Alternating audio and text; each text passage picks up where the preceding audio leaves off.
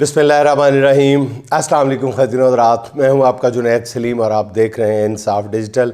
नाज़रीन, मेरे कैमरे के पीछे खड़े हुए मेरे अज़ीज़ दोस्त कैमरामैन अली रज़ा की ये फरमाइश होती है कि वीलॉग का आगाज़ मुस्कुराहट से किया जाए और बीच में आपके जो रवायती चुटकुले हैं वो ज़रूर होने चाहिए। अब अली रज़ा को कौन समझाए कि ऐसे हालात में मुस्कुराना और चुटकुले सुनाना जो है वो किस कदर मुश्किल काम है। बहरहाल नाज़रीन, मुल्क में जब भी कोई साना पेश आता है तो हुक्मरानों की कोशिश होती है कि इसके लिए कुर्बानी के बकरे तलाश किए जाए ताकि सारा नज़ला उन पर गिरा कर ख़ुद को हर तरह की ज़िम्मेदारी से बचाया जा सके। साना जाफ़र एक्सप्रेस के बाद भी वफाकी वज़रा ने पूरी कोशिश की कि इस वाक़े को किसी न किसी तरह PTI से जोड़ दिया जाए और इमरान खान जेल में ना होते तो कोई बईद नहीं थी कि उन पर जाफ़र एक्सप्रेस दहशतगर्दी में और कुछ नहीं तो मावनत की FIR ही काट दी जाती।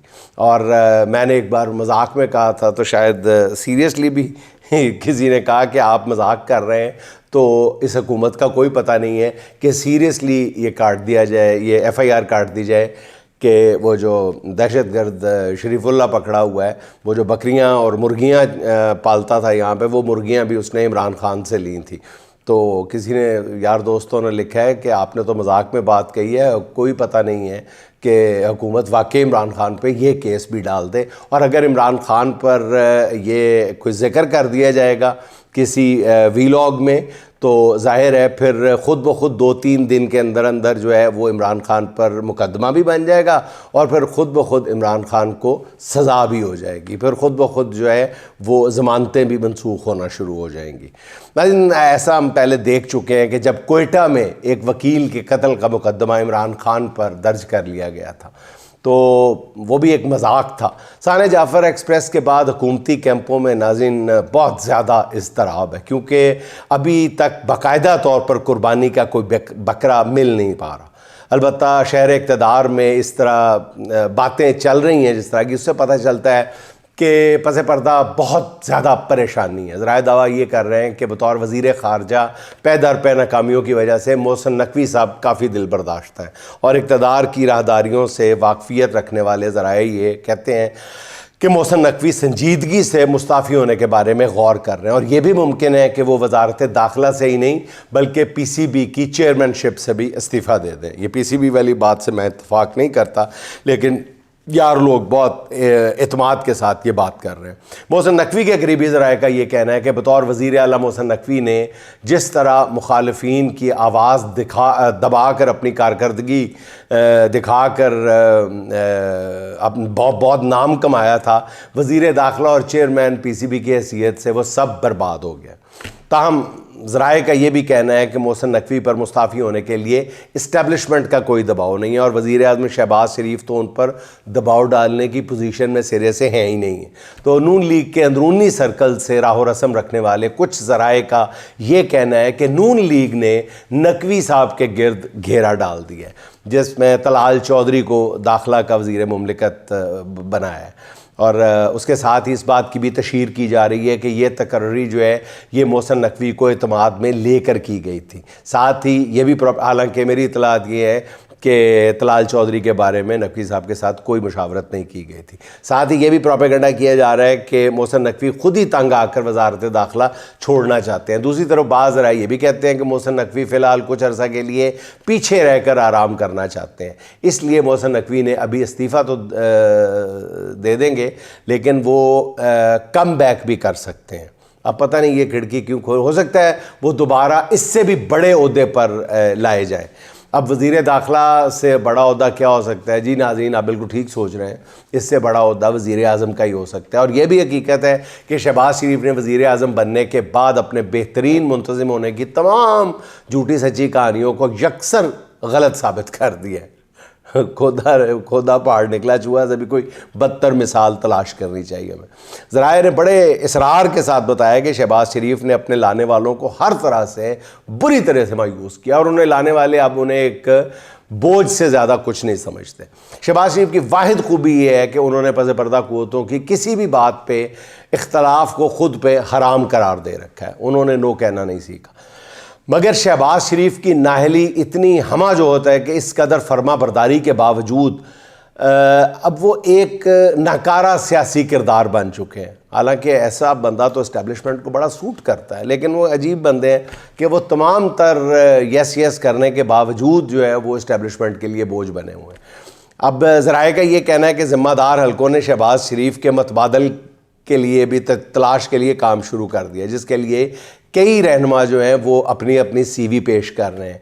और उन्हीं में से एक जो है उनकी भतीजी भी है, जिनकी तशहीरी मुहिम सियासी मुखालफीन से ज़्यादा चाचू के लिए एक सियासी धमकी है।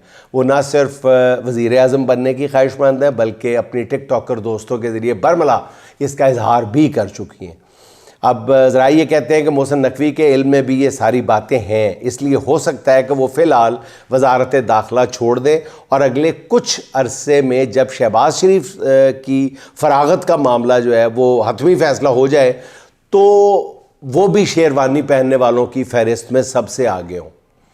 और यानी इक़्तिदार की लाइन में वज़ारत उज़्मा जब बंटने लगे तो फिर वो भी उस लाइन में सबसे आगे हों। इक़्तिदार की राहदारियों में नाज़रीन जो गुफ्तगू हो रही है उसमें यह भी कहा जा रहा है कि अगर भतीजी ने चाचू का पत्ता काट दिया तो अब की बार पंजाब का महाज नून लीग से ले लिया जाएगा, और ये भी हो सकता है कि मोहसिन नकवी को दोबारा पंजाब के सिंहासन पर बिठा दिया जाए।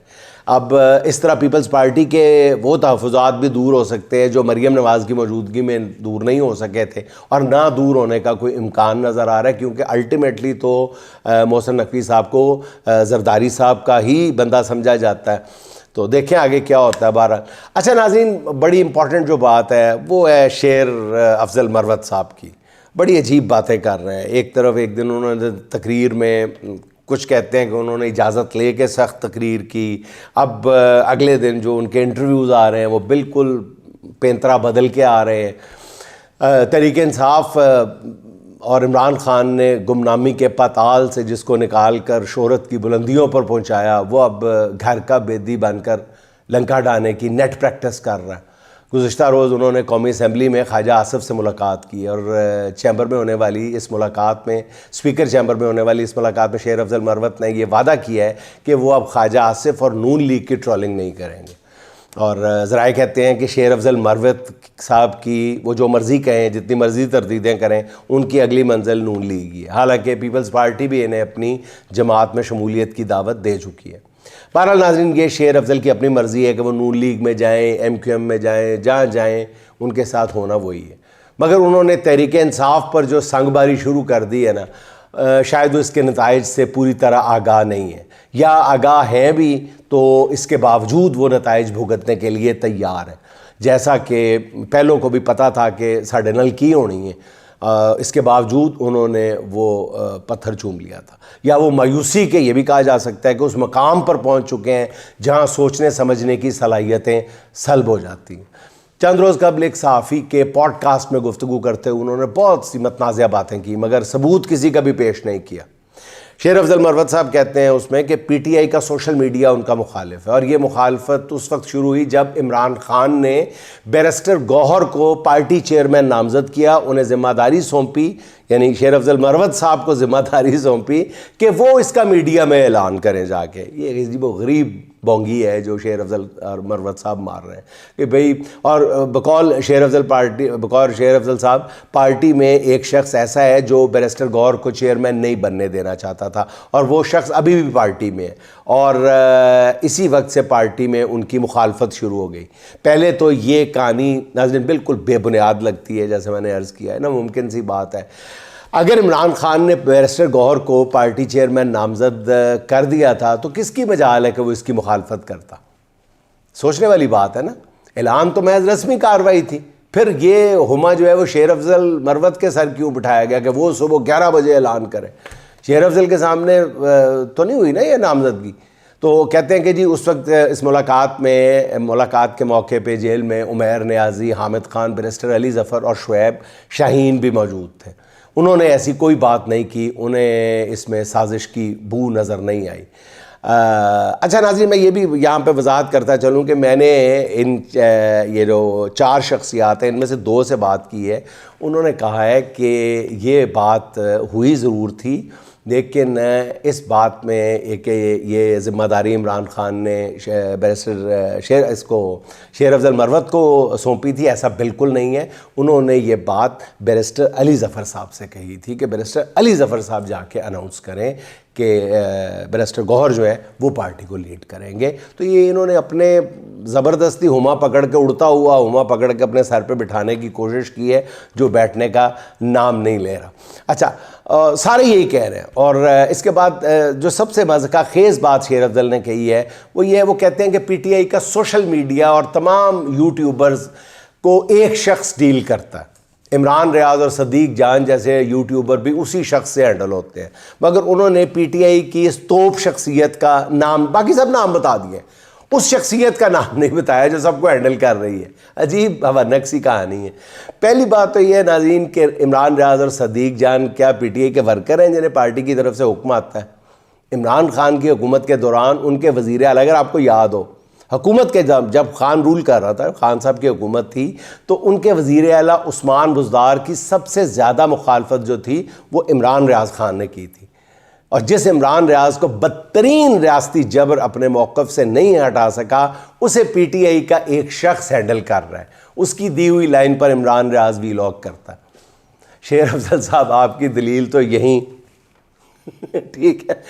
फिर अपने फ़ज़ाइल बयान करते हुए शेर अफजल साहब कहते हैं कि मैं तहरीक इंसाफ के लिए एक असासा था। खुद ही कह रहे हैं आप ही, मैं एक जुनूनी की तरह जो कुछ पीटीआई के लिए किया मैंने, उस पर मुझे फ़ख्र है। और अब मुझे कहा जा रहा है कि मैं इस्तीफ़ा दूँ और इलेक्शन में अपनी हैसियत देख लूँ।